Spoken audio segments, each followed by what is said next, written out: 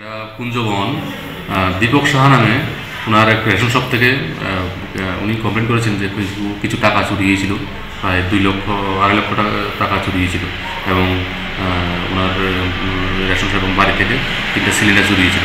তো এবার আমরা তদন্ত করে এটাকে প্রথমে আমরা অ্যারেস্ট করেছিলাম, কিছু প্রায় 6 জনকে প্রথমে অ্যারেস্ট করেছিলাম। অ্যারেস্ট করার পর ওদের হেফাজত থেকে আমরা গ্যাস সিলিন্ডার যেগুলি চুরি করেছিল বিভিন্ন জায়গাতে ওরা রেখেছিল, ওখান থেকে আমরা ওদের স্বীকারোক্তিমূল আমরা সিজ করি এবং পরবর্তীতে ওদের স্বীকারোক্তিমূলে বাকি এখন আরও 5 জনকে অ্যারেস্ট করি।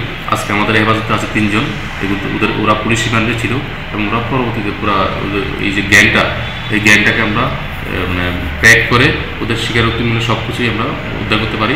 আর যে ক্যাশ টাকাগুলিও স্বীকার করেছে, বিভিন্ন জায়গাতে ওরা ভাগ করে মানে নিজেদের মধ্যে ডিস্ট্রিবিউশন করে ফেলেছে এবং খরচ করে ফেলছে। তো এই যে কেসটা পুরোটাই আমরা একদম ব্রেকডাউন করে ফেলেছি। মানে কতজন তারা টোটাল অ্যারেস্ট করা হয়েছে? টোটাল এই কেসে আমাদের টোটাল 11 জন অ্যারেস্ট হয়েছে। কতদিন আগে এটা মানে কেস হয়েছিল আর কতদিন পরে এটা তো আমরা তদন্ত করেছি? এটা কেস হয়েছিল আনুমানিক আজকে থেকে 25 দিন আগে, হ্যাঁ, এবং কেস হওয়ার সঙ্গে কিছুদিন পরেই আমরা অ্যারেস্ট করেছি।